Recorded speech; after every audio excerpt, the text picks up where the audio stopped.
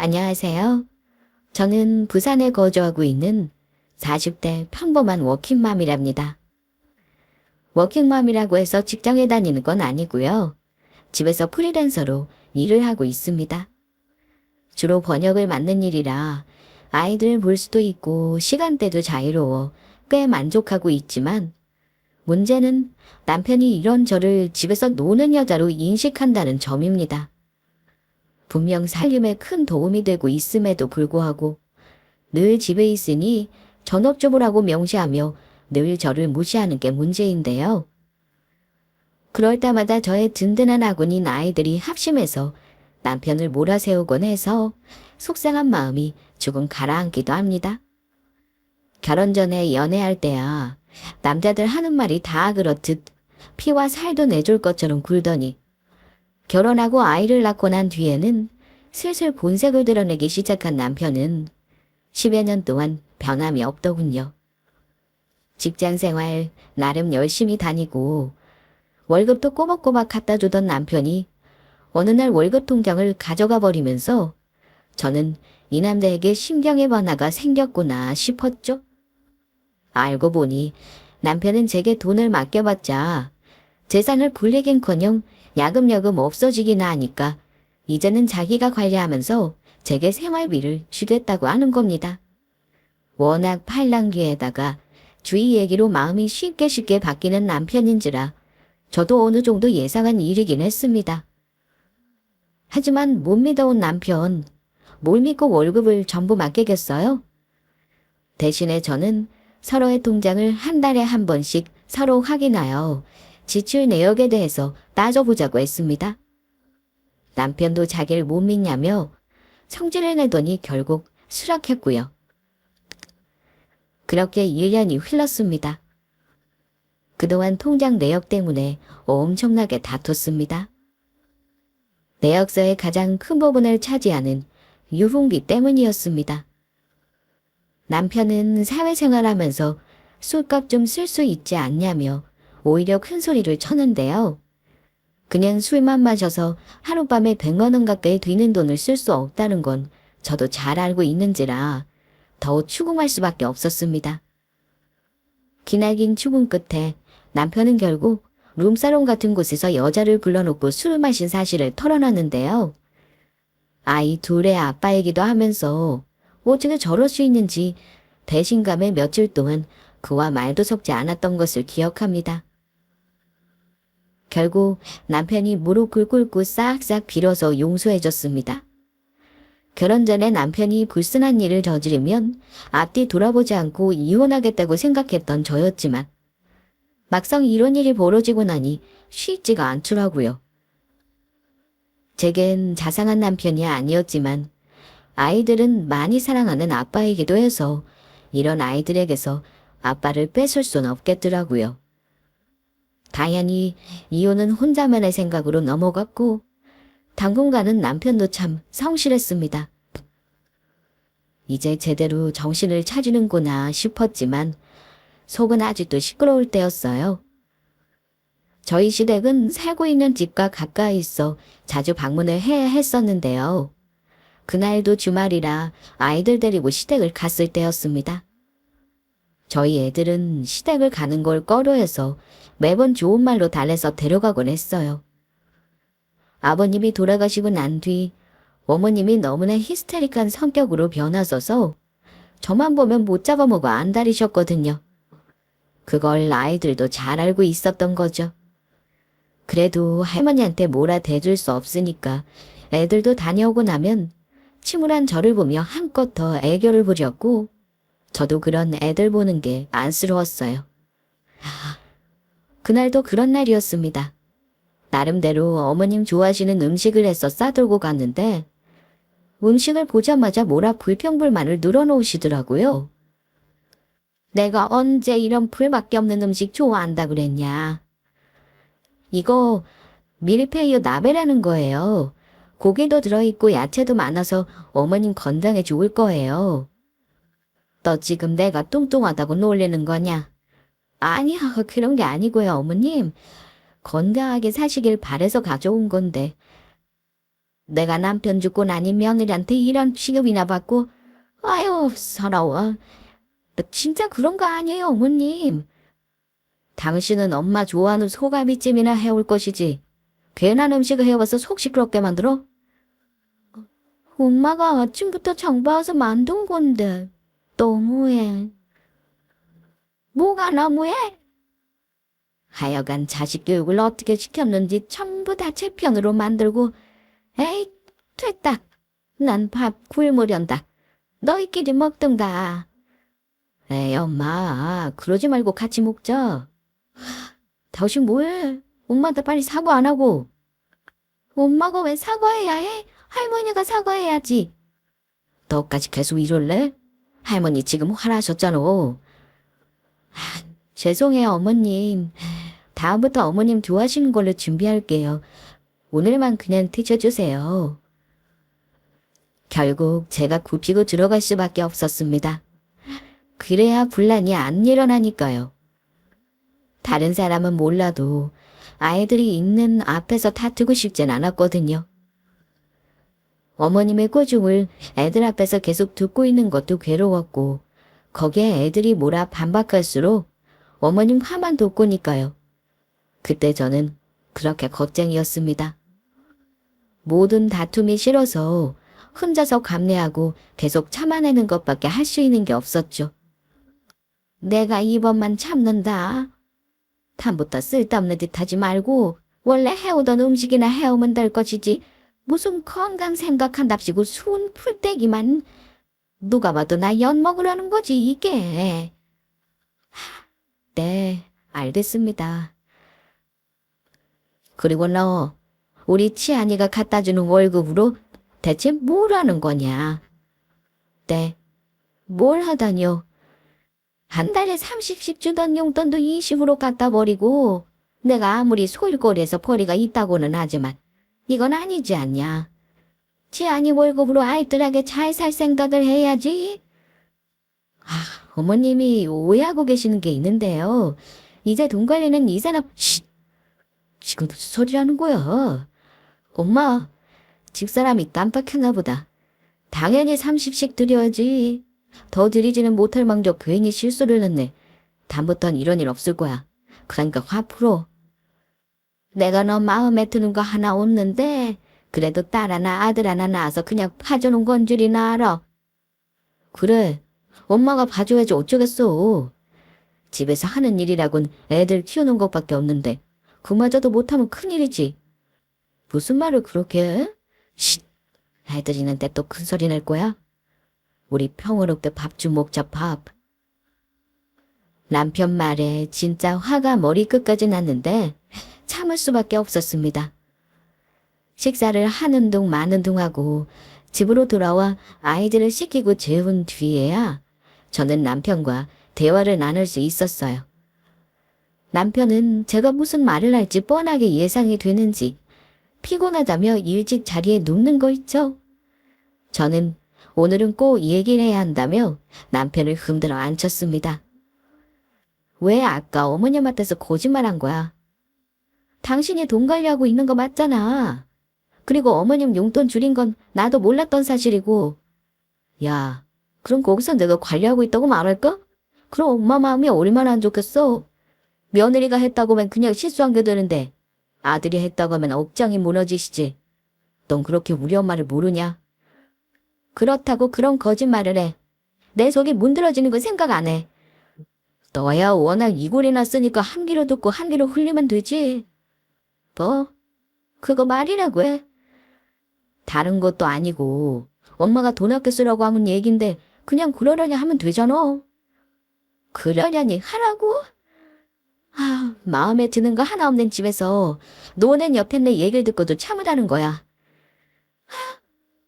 당신이나 어머님, 내가 집에서 살림만 하는 줄 아는데 애 둘 키우며 당신이 도와주는 거 하나 없이 독박 육아하는 것만 해도 힘든데 집에서 일까지 하는 나보고 논다고. 진짜 그 얘기 들을 때마다 얼마나 서운한지 알아. 솔직히 내가 안 벌면 우리 생활비 매번 구멍 나는 거 알아 몰라. 알지. 누가 모르냐? 그래도 솔직히 내가 버는 게 더 많잖아. 그거 사실이잖아. 그럼 너도 나가서 나보다 더 많이 벌어오던가. 진짜 유치해서 무슨 말을 못하겠네. 그럼 하지 말고 그냥 자. 아침에 일찍 출근해야 해서 피곤하니까. 어머님 용돈 줄인 이유가 뭔데? 설마 돈 허튼 데다 쓰는 거 아니겠지? 지지난달부터 통장 내역도 안 보여주고 있잖아. 허튼 데에다 쓰긴 뭘? 내가 어디 그럴 놈이냐? 하루 종일 우리 가족 먹여 살리느라 뼈 빠지게 일하는 거 생각도 안 하고. 그래? 그럼 지금 통장 내역 좀 보여줘. 잘 밤에 뭘 보여줘. 다음에 보여줄게. 사람 귀찮게 하지 말고 좀 자라. 내일 새벽까지 출근해야 한다고. 남편은 오히려 화를 내고 침대에 누워 이불을 머리 끝까지 덮더군요. 이상했습니다. 당기 낀 놈이 성낸다고 딱 그 짝 같았거든요. 그리고 얼마 되지 않아 사건의 전말은 드러나고 말았습니다.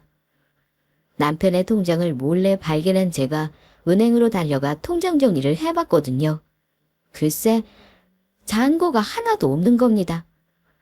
어이가 없어서 말도 안 나오더라고요. 도대체 그 많은 돈은 다 어떻게 했는지 생각하고 싶지도 않았습니다. 분명 얼마 전에 적금 만기가 되어 통장으로 이체를 했었을 텐데 어떻게 돈이 한 푼도 없을 수가 있을까요? 저는 통장을 들고 남편이 돌아오길 기다렸습니다. 새벽 2시 남편이 거나하게 취해서 들어오더군요. 제겐 비틀거리는 남편의 얼굴은 보이지 않았습니다. 단지 돈의 행방이 궁금했을 뿐이었죠.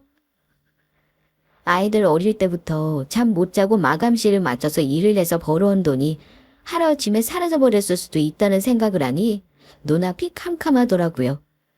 저는 남편의 얼굴 앞에 통장을 들이댔습니다.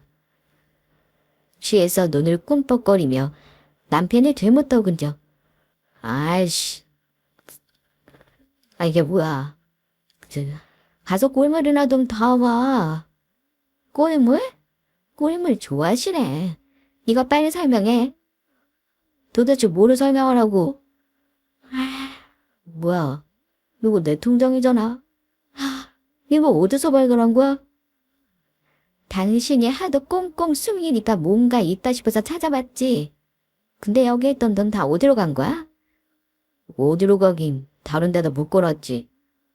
묶어놓다니 어디다가? 왜 나한테 상의 한마디 없이 자기 멋대로 해? 내가 돈 관리하는 사람인데 뭘 일일이 보고를 다 해야 하냐? 이것 때문에 따지려고 지금까지 기다린 거야. 어이없네. 그럼 내가 잠이 오게 생겼어? 이 돈이 어떤 돈인데? 어떤 돈이긴 내가 빚다 물려본 돈이지. 미쳤어. 여기 내 돈도 많이 들어가 있어. 당신이 돈 없다고 적금액 못 맞출 땐 오롯이 내 돈만 들어간 날도 많았고. 그런데 뭐 당신 돈, 네 돈이 얼마나 들어갔다고 이 난리긴.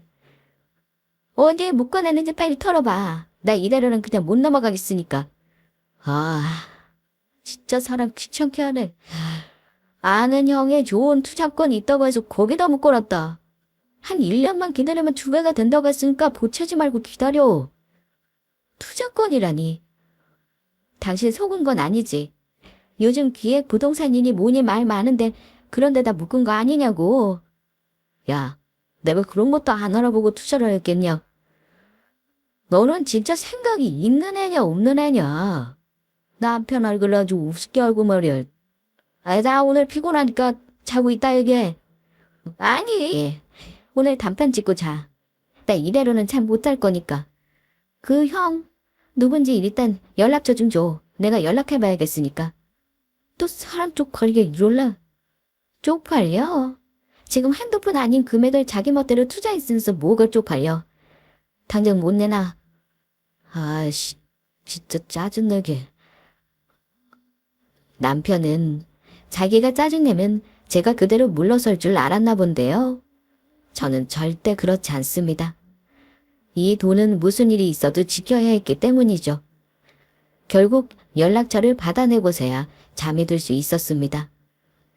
다음 날 아침에 눈을 뜨자마자 저는 형이라는 사람에게 전화를 걸었습니다. 하지만 아무리 전화를 걸어도 포화가 되지 않았습니다. 불안해지기 시작했습니다. 남편에게 연락해서 형이란 사람과 통화 되냐고, 마지막 통화가 언제냐고 묻자 오히려 남편이 당황하더라고요. 큰돈을 맡겨놓고도 괜찮겠거니 안일하게 있었던 잘못이 이제야 터진 겁니다. 남편은 난리가 났습니다. 사무실로 찾아가서 어떻게든 돈을 돌려받으려고 해보기도 하고 그 형이란 사람에게 계속 연락을 시도했지만 소용이 없었습니다. 게다가 남편은 저 모르게 자신의 이름으로 대출까지 받은 상태더라고요. 적금 만기된 돈도 모자라 대출까지 받은 그 인간에게 더 이상 신뢰는 없었습니다. 남편은 그제야 자신의 잘못을 깨달았는지 싹싹 빌더군요. 하긴 지금 상황에서 저마저 없으면 이 인간은 금세 바닥까지 내려가겠죠.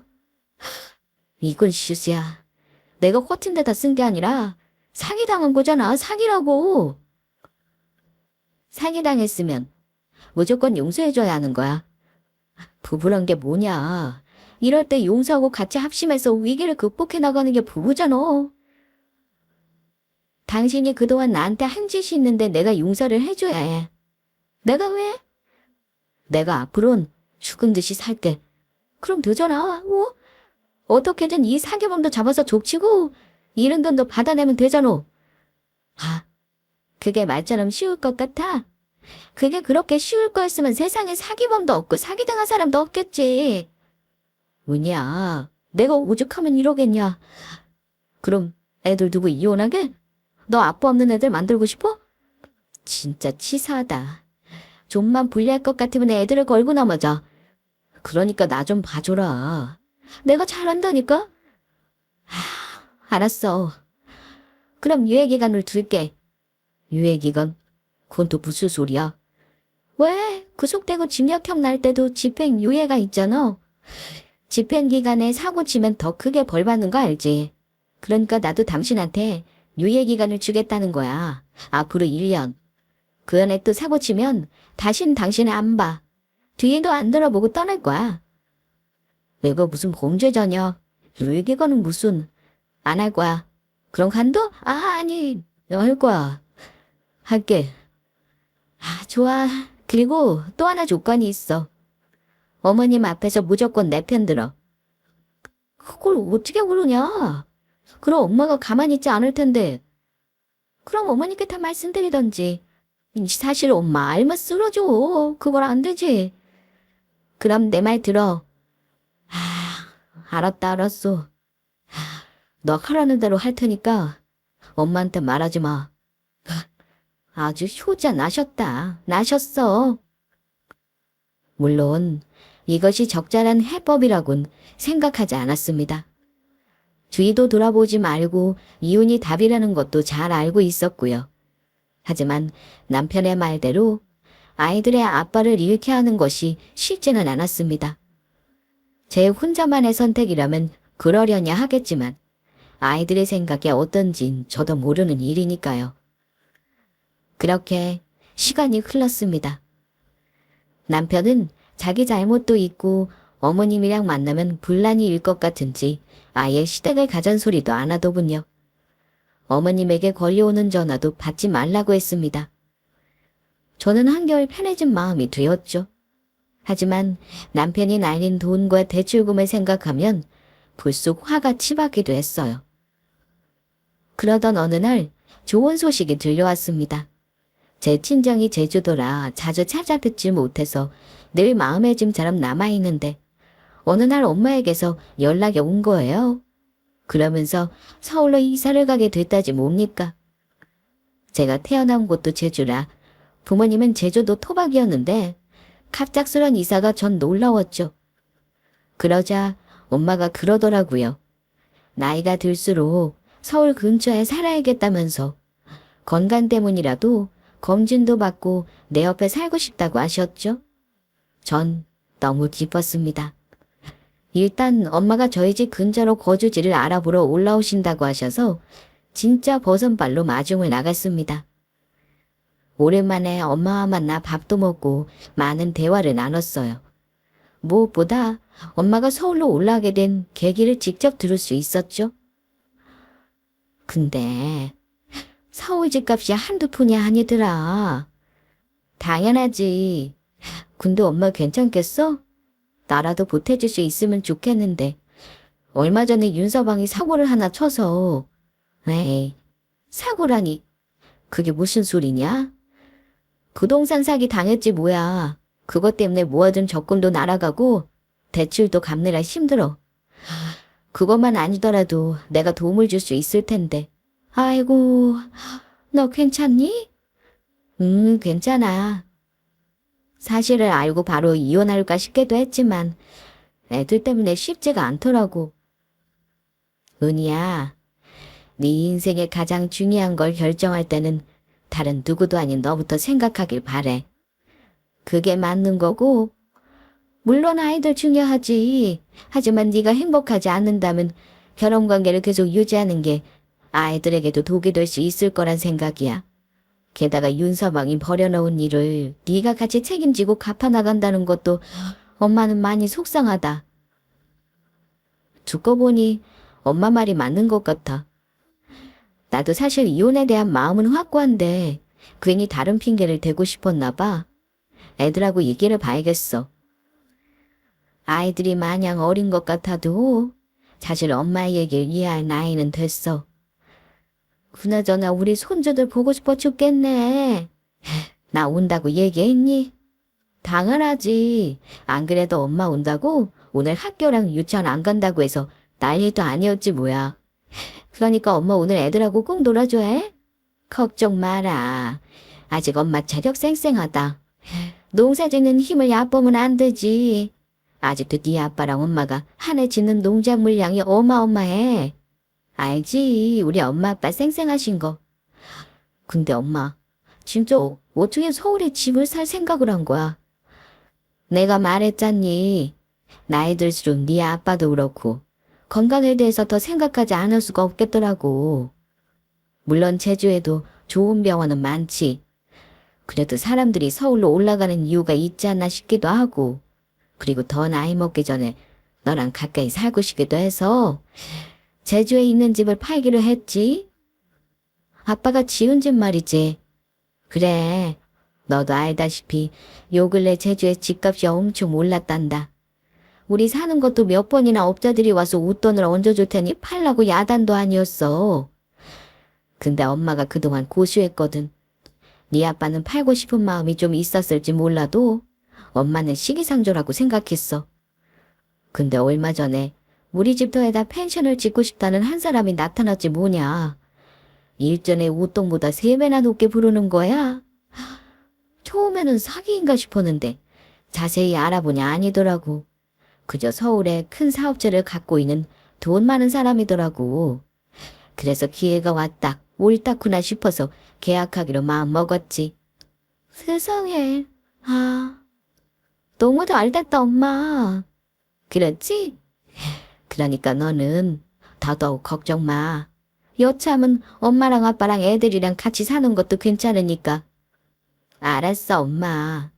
엄마 덕분에 용기가 생겼어. 그날 엄마와 많은 대화를 나누고 집으로 돌아가 애들과 함께 좋은 시간을 보냈습니다.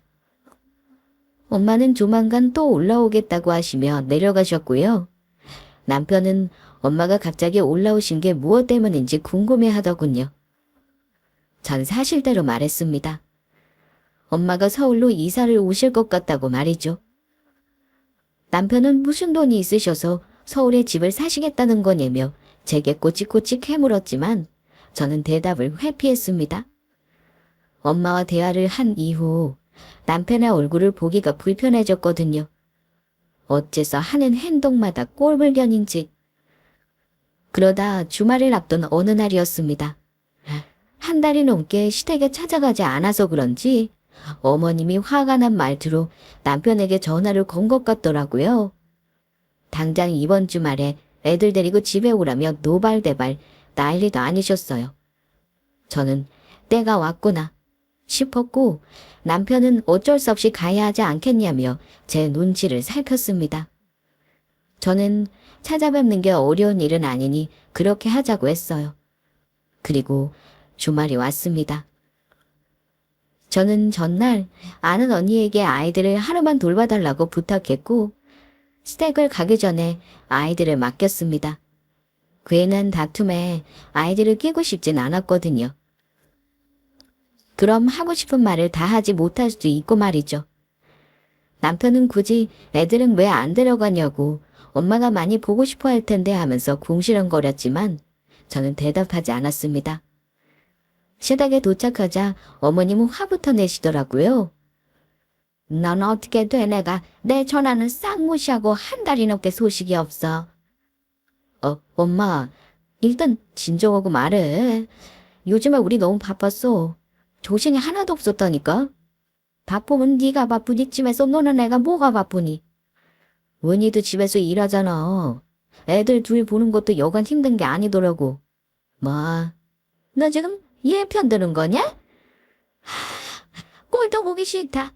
그리고 애들은 왜 안 데려왔어? 어머님이 이렇게 나오실 게 뻔해서요. 뭐? 아유, 당신 또 왜 그래? 일단 앉아. 앉아서 우리 맛있는 거 먹고. 엄마, 치킨 좋아하지? 치킨 시킬까? 내가 아까 오는 길에 봤는데 여기 앞 사거리에 맛있는 치킨집 오픈했더라. 거기 시키자. 웬 치킨?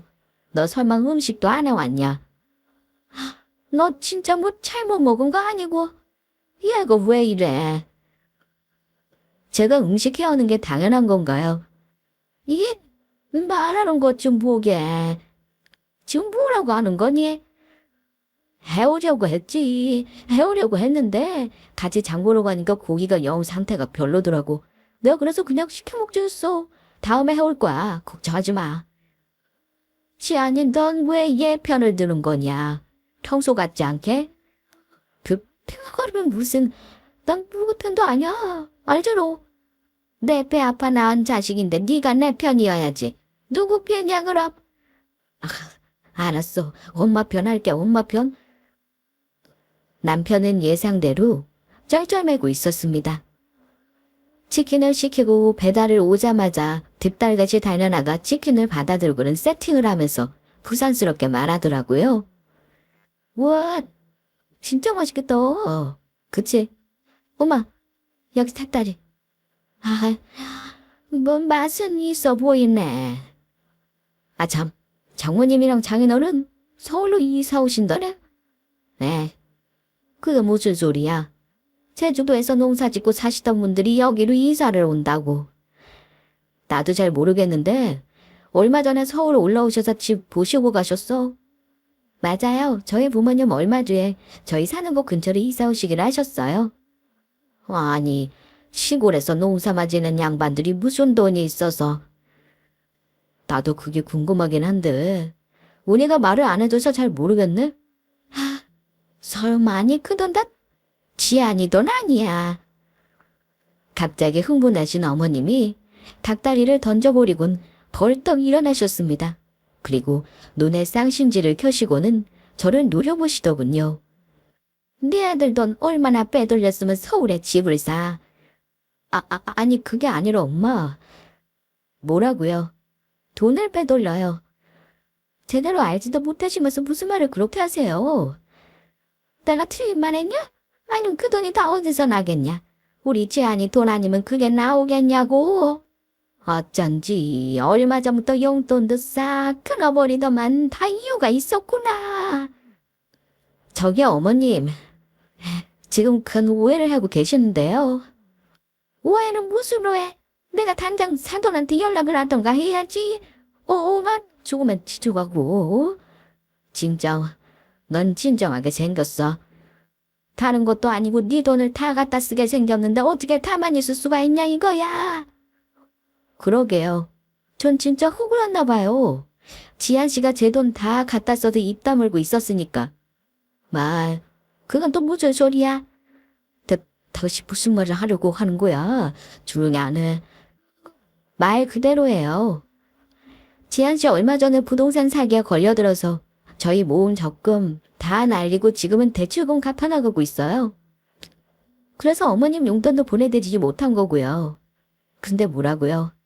남편 돈을 갖다 썼다고요? 진짜 어이가 없어서. 진짜 조금이라도 보태줬으면 말도 꺼내지 않았을 텐데요. 도대체 이게 무슨 소리냐? 대출, 부동산 사기라니. 그게 정말이야? 아니야, 엄마. 얘가 잘못한 거지. 내가 무슨 사기를 당해. 못 믿으시겠어요? 당연하죠. 아들을 그렇게나 믿으시니 뭘 믿으시겠어요? 그동안 돈 관리도 지한 씨가 다 해왔는데 지한 씨가 돈 관리하면서부터 어머님 용돈도 적게 드리고 생활비도 자꾸 구멍나더라고요. 왜 그런가 싶었는데 이게 다 출처도 없는 투자를 하는 바람에 이 사달이 났고요. 저는 가방에서 통장을 꺼내 어머님 앞에 내밀었습니다. 통장 내역에는 남편의 월급이 찍힌과 동시에 대출금으로 꼬박꼬박 나가고 있는 내역서가 찍혀 있었죠. 통장 내역을 훑어 내려가던 어머님의 얼굴이 새하얗게 질더군요. 이게 사실이야? 엄마, 그러니까 내가 다 설명할게. 당신은 이걸 갖고 오면 어떡해? 엄마 뒷목 잡고 쓰러지게 만들 일 있어. 그럼 가만히는 우리 부모님 욕되게 하시는 거 괜찮아. 나도 더 이상 참을 수 없어. 진짜 이렇게 많은 돈을 대출받은 거야? 그래. 미안해, 엄마. 나도 잘 살아보려고 했던 거야. 진짜 일하려던 건 아니었어. 사기라고는 생각지도 못했다고. 아이고, 이내 무서워. 엄마. 이제 현실을 좀 아시겠어요? 그러니까 정신 똑바로 차려요. 어머님이 끔찍해 하시는 아들이 어떤 사고를 어떻게 쳤는지, 그리고 그것 때문에 지금 제가 얼마나 힘든 상황인지 말이죠. 말도 안 돼. 우리 지안이가 이럴 리가 없어. 넌 진짜 정신 똑바로 못 차릴래? 어쩌자고 이런 일은 저지르기는 해. 나라고 일부러 그랬겠어. 나도 잘 살아보자고 한 짓이야. 나도 이러고 싶진 않았다고. 뭘 잘했다고 떼들기를. 그리고 너도 그렇다.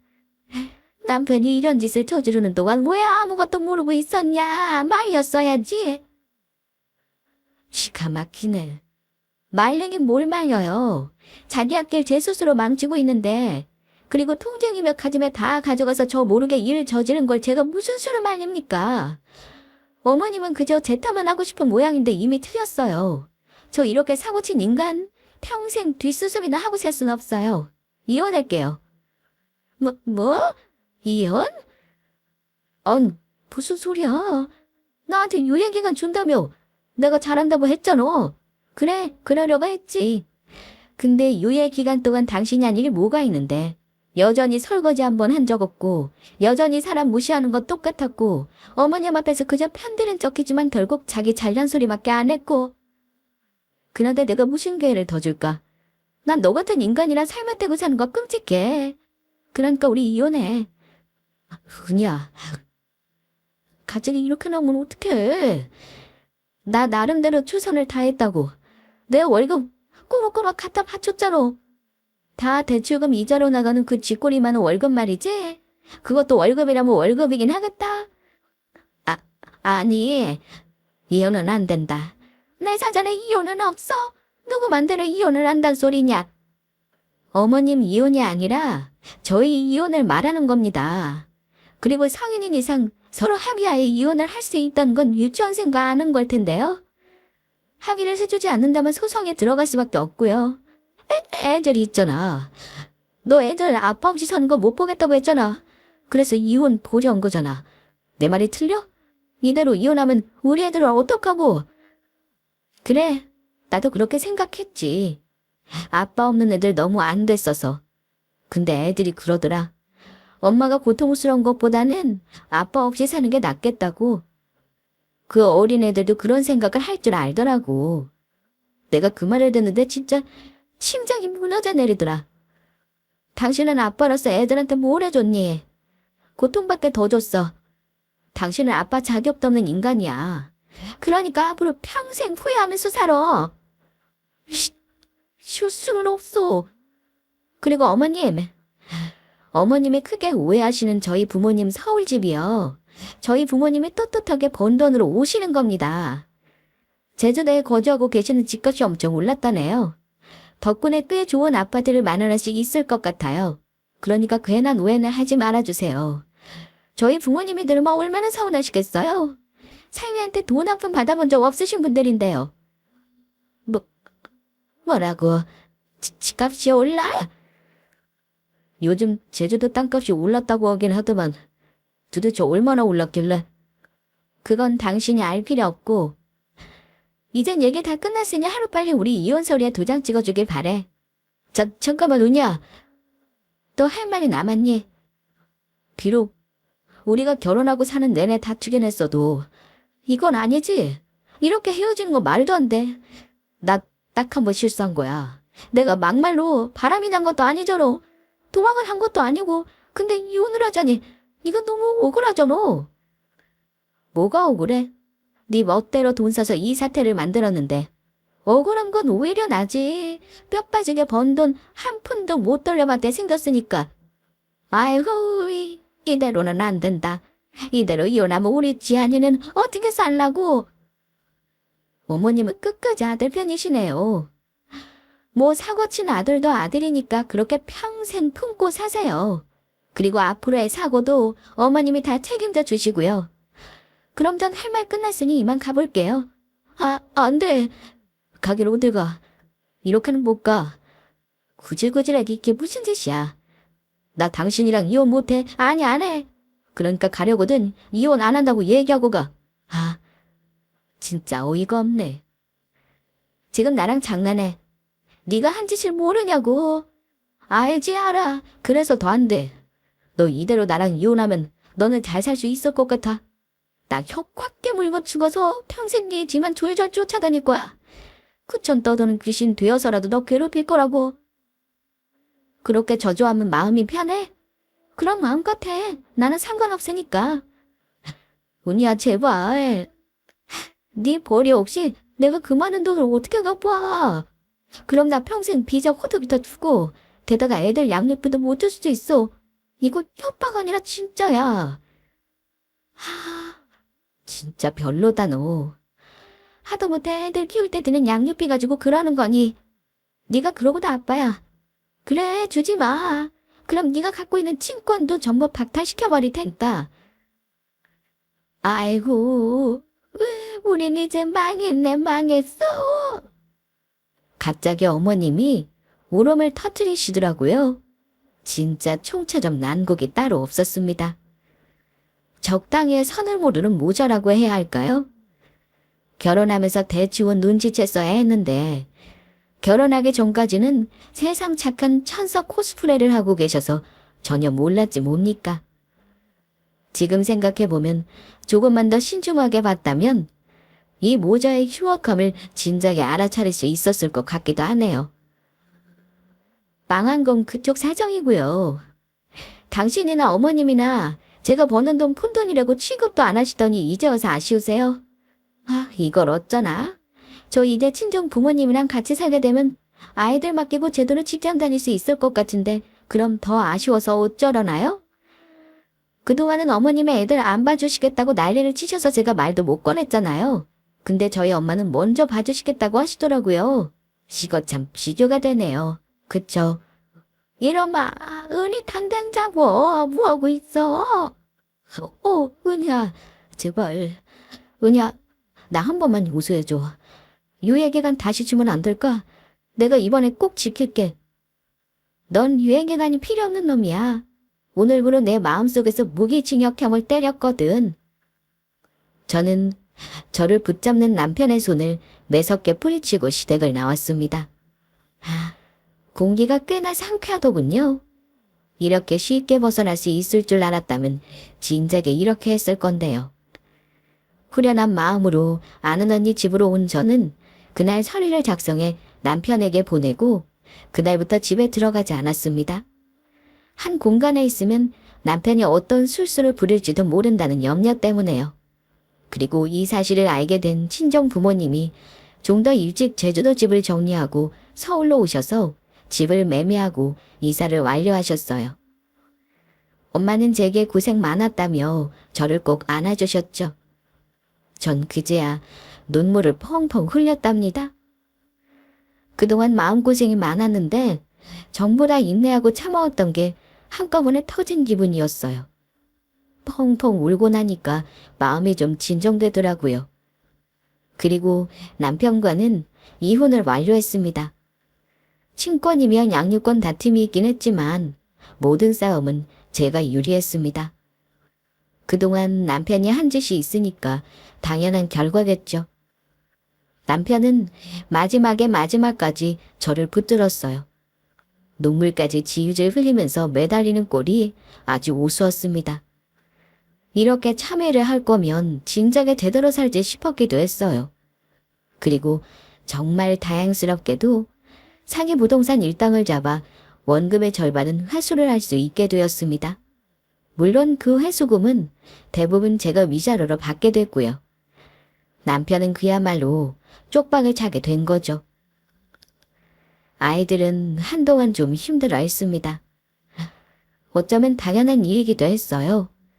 갑자기 환경이 바뀌니 좀 힘들어했지만 저희 부모님과 제가 애틋하게 보살핀 결과 지금은 아주 안정을 되찾았습니다.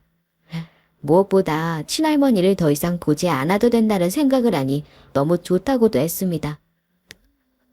이혼을 하면서 아이들을 위해서 면접 교섭일도 어머님을 만나지 말아달라고 했거든요.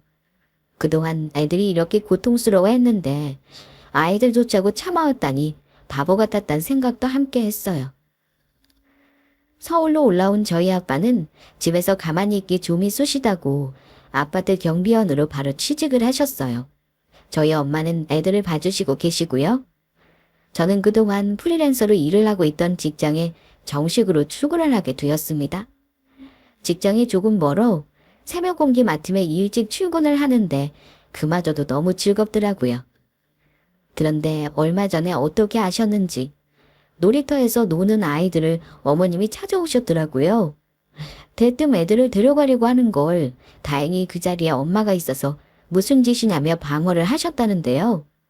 어머님이 애들이 보고 싶다고 눈물을 흘리셨다고 해서 엄마도 마음이 좀 약해지려고 하던 찰나 금세 속셈을 드러냈다고 합니다.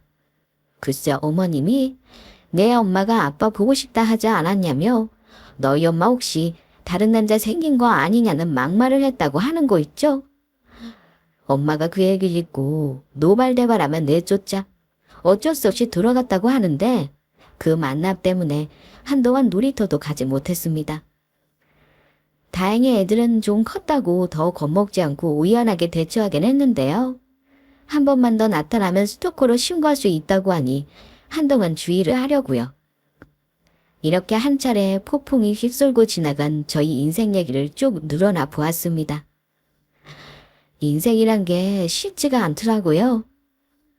잘 살아보겠다고 시작한 결혼도 이렇게 되어버리는 경우가 있으니까요. 하지만 다들 고쳐나가고 이겨낼 수 있으니까 또 살만한 인생이란 것도 같고요. 결국 지금은 행복하게 잘 살고 있으니 다행이란 생각도 듭니다. 아마 한동안은 실감이 나지 않아 조금 힘들 수는 있겠지만 결국 그 끝엔 행복만이 자리할 것을 전 믿어 의심치 않습니다. 왜냐하면 누구보다 사랑하는 저의 아이들과 그리고 부모님이 계시니까요. 드디어 지옥 같은 시댁에서 탈출한 저희 사연 잘 들으셨나요? 저도 이 사연을 쓰면서 울다 웃다 많이 했는데요. 그래도 마무리가 되는 지금에야 머릿속의 일들이 정리가 되면서 속이 후련하네요. 여러분들도 당장에 힘든 일이 있다면 무조건 이 일을 제기하세요. 참고 인내하는 것만이 정답이 아니더라고요. 우습게도 이제서야 알게 됐지만요. 그럼 긴 사연 들어주셔서 너무 감사합니다.